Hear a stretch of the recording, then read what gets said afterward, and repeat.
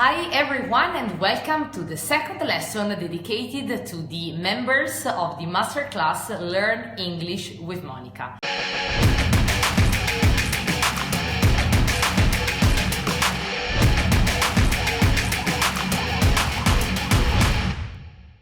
I hope that you have the chance today to follow this live lesson and you can hear me properly and follow the contents that we will see all together. So just a second that I arrange my equipment so that I am sure that everything will go as smooth as silk during this lesson. So just a second, I'm patient. Oh great, I see that Giuseppe Trezza is saying hello Monica, so I'm sure that the video is working great. Sorry, but I am recording from my mobile phone, so I have not the chance to see immediately if you can see me and hear me properly. So first of all, I would like to make my congratulations to Antonio Oliva, that is the winner of this week challenge. So congratulations, Antonio. Antonio wrote me today an email to inform me that he already finished the course in just 16 days.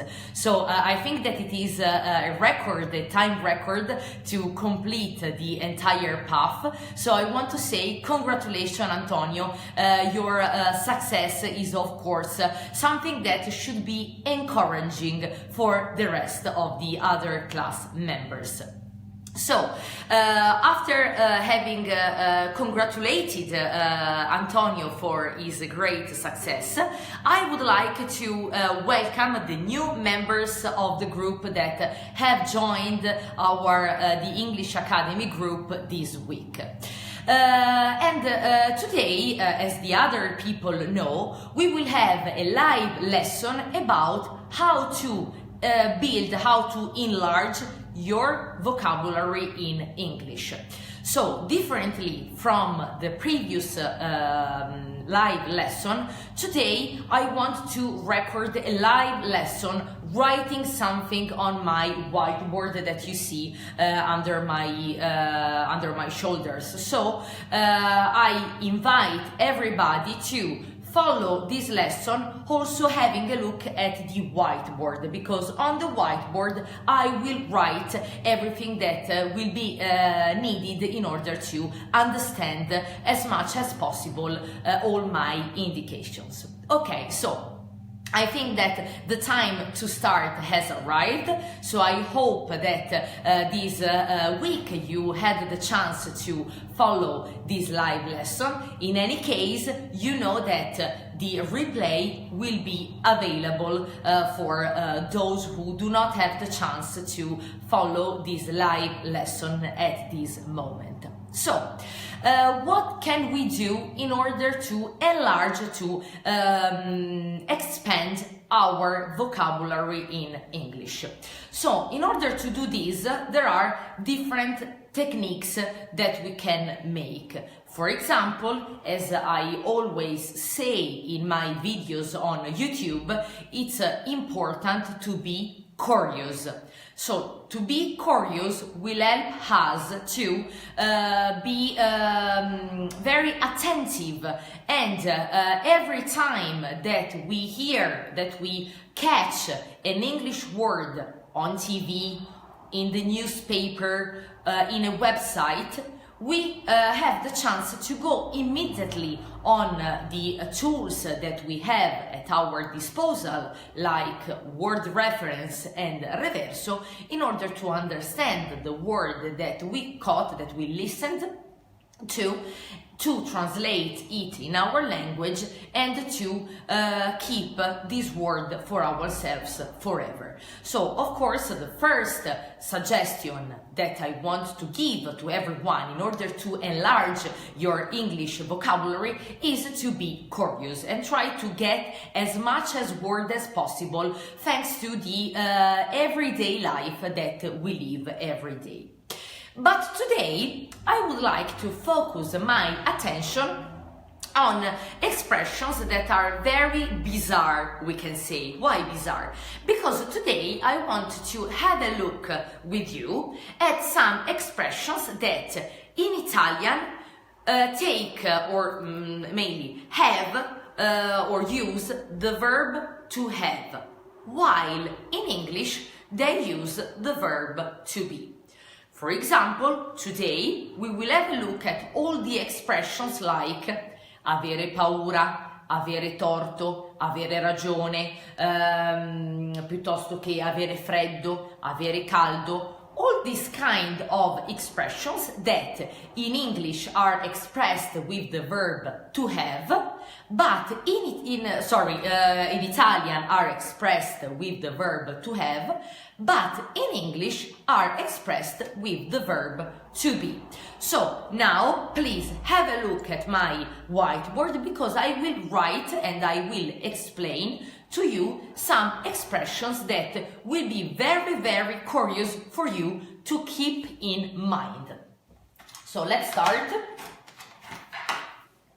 So today we will see expressions that we said have the verb to be in English,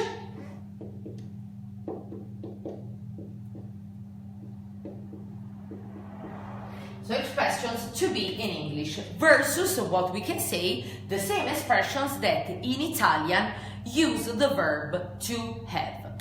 So let's start with our examples. The first example that I want you to have a look at is this: to be hungry. To be hungry, who knows what is the meaning of to be hungry? What does it mean, the expression to be hungry? Does anybody know in the among the people that are following this live chat? I have a look at the comments.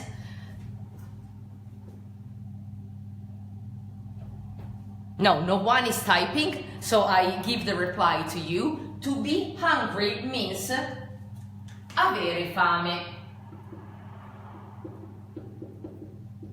So, as you can see here, guys, in Italian, the expressions avere fame is expressed with the verb avere, while in English, we use the verb to be hungry. That's why if we want to say oggi ho moltissima fame perché a mezzogiorno non ho pranzato, cosa potremmo dire? How would you say this expression in English? In English we would say, today I am very hungry because this lunch, this noon, questo mezzogiorno, this noon, I didn't have lunch. So I write this for you.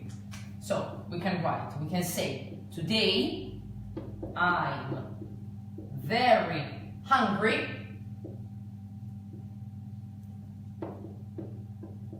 because this noon I didn't have lunch, where noon means mezzogiorno, and the expressions to be hungry means avere fame. So when I am talking about expressions that use the verb to be in English, but in Italian they would have used the auxiliary to have, I am referring to these kind of expressions. So of course here what you just have to do is to put in the correct tense the verb to be. That could be in the simple present, in the simple past, and in the future form, and in other kind of forms. Remember that to is not useful. So every time that we are putting a subject before the verb to be, this is explained in the lesson number 1 of our course, the preposition to does not has not to be used, we can say. Okay, so the first expression that we are learning today is to be hungry. That means avere fame. Let's move to another expression.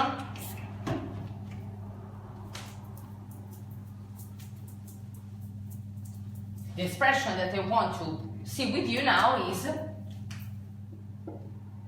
to be thirsty. That means avere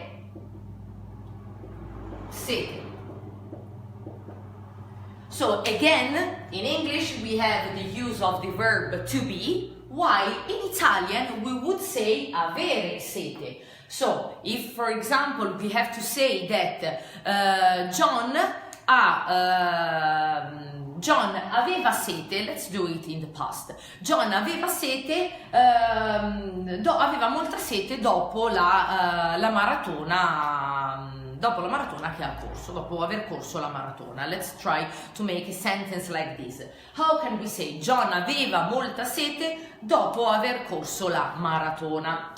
The example that we can translate is John, who remembers the simple past of the verb to be. The verb to be in the simple past, al passato, is was or were. John is the third person, so we say John was very thirsty after running the marathon. So John was thirsty. To be thirsty, avere sete. Okay? So we said to be hungry, essere affamato, avere fame. To be thirsty, essere assetato, ovvero avere sete. Something that I didn't tell you before is that, so I suppose that this is clear. Before we said that to be hungry means avere fame. I write it again. To be hungry. Remember the pronunciation of this word. H has to be heard, has to be pronounced. Hungry. And you, we know that you in English is pronounced for the majority of the times as a, our a. So to be hungry. To be hungry means avere fame, but this adjective, hungry, is completely different from this adjective that is quite similar, that is this one, angry. So, listen to me. Hungry, try to repeat, hungry, angry. This angry means arrabbiato. So, to be hungry means avere fame.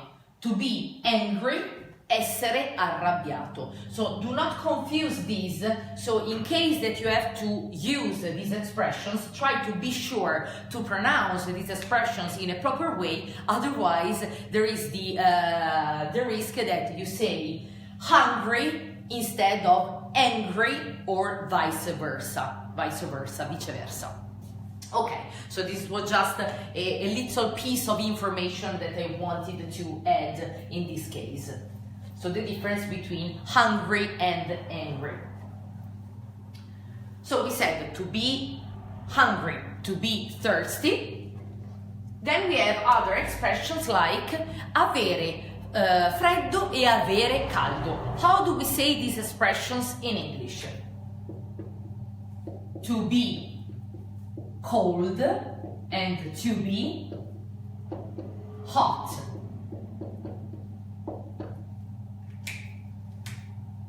Avere freddo, avere caldo.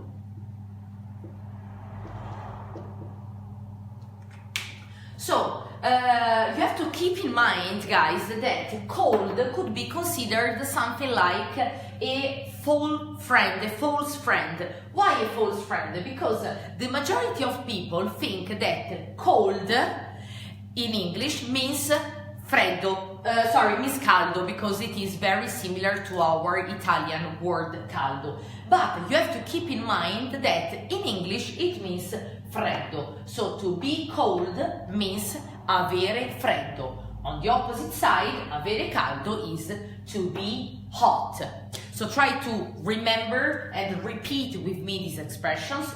To be cold, avere freddo. To be hot, avere caldo. So, if I want to say fa molto freddo qui perché il riscaldamento non funziona. How would you say this?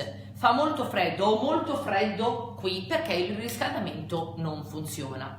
Let me see if someone is typing some solutions. No, unfortunately you are not typing so far. I will have the chance maybe to say hello to everybody, because at the moment I cannot see the comments that you are typing, so it is kind of blind lesson for me, un po' una lezione alla cieca. Ok, so, per dire, to say fa molto freddo qui perché il riscaldamento non va, we can say it is very cold here because, or has, that means dato che, it could be a shorter word to use, has the heating, che è il riscaldamento, heating, non funziona, in English we use the verb work, doesn't work.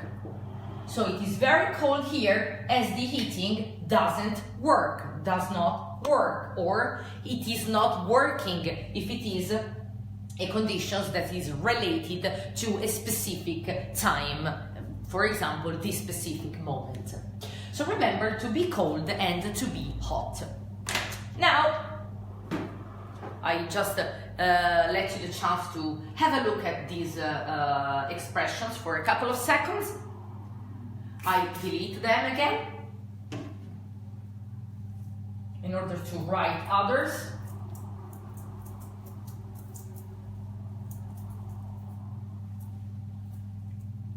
So now, other very interesting expression that personally I always use in the morning. To be sleepy, or to be tired, or to be in a hurry.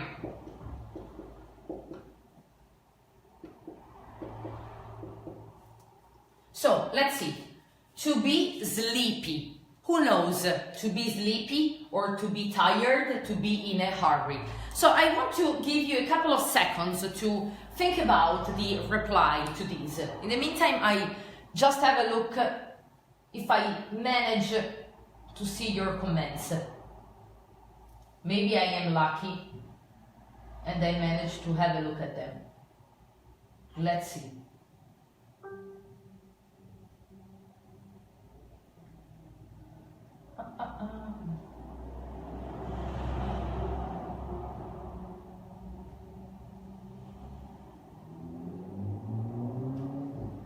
Oh, great! So Stefania Coletta is saying essere di fretta, essere stanco, addormentato. Great, fantastic, very good, Stefania. Stefania is a new entry, so well done, Stefania. Let's say that your first performance is great in this group. So, to be sleepy, it means avere sonno. What in Italian we would say avere sonno. To be tired, essere stanco. And to be in a hurry, essere di fretta. Of course, we can also add to this expression to be in a hurry, the expression to be late.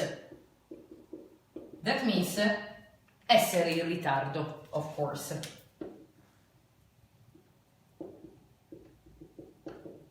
Essere in ritardo.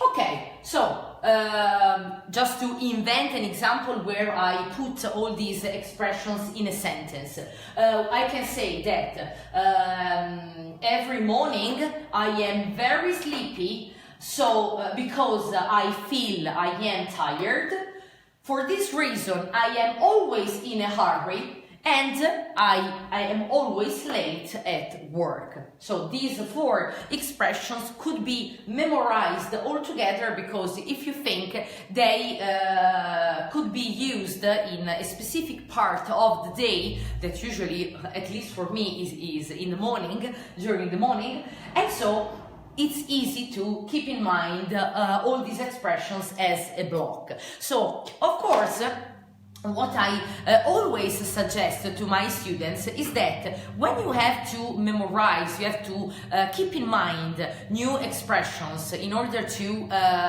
enlarge your vocabulary. A very good technique should be the ones to try to memorize, to keep in mind the expressions as a block, trying to underline, trying to finding out the common root that these expressions have. Quindi identificare quella che è la radice comune di queste espressioni. In this case, this kind of expressions could be referred to a specific time of the day and a specific series of actions. So memorizing them as a block, of course, could be very useful to keep them in your mind.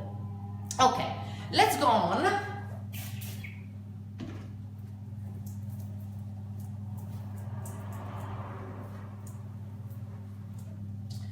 Let's go on, and now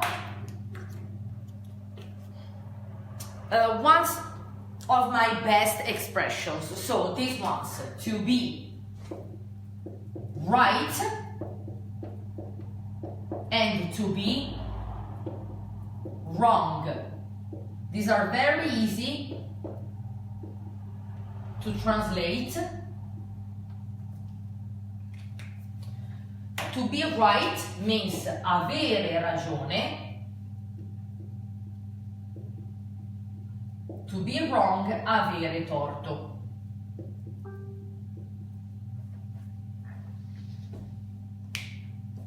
Avere torto. So, again, this is the topic, the focus of today's lesson. So again, in Italian we have 2 expressions that use the auxiliary avere, while in English we have to use the auxiliary to be. So, for example, an expressions like Marco crede di avere sempre ragione. In English, the translation of this sentence would be Marco always thinks, or thinks always. Who remembers the position of the adverbs of frequency inside a sentence?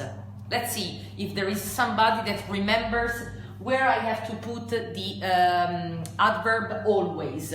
After Marco or after the verb? Let's see who remembers. I have a look at your comments in the meantime. Nobody, guys?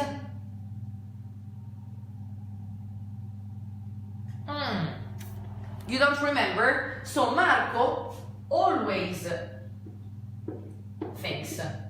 Because remember that the adverbs of frequency always go before the verb and after just the verb to be. So Marco always thinks that he is always right. And here, in fact, you see that in this case, always goes after the verb to be, because we said that the verb to be wants the adverbs of frequency after the verb itself, of course. Se ti è piaciuto l'estratto di questa lezione, iscriviti al canale, attiva le notifiche, ma soprattutto, per saperne di più, clicca sul link in descrizione. Ci vediamo dall'altra parte!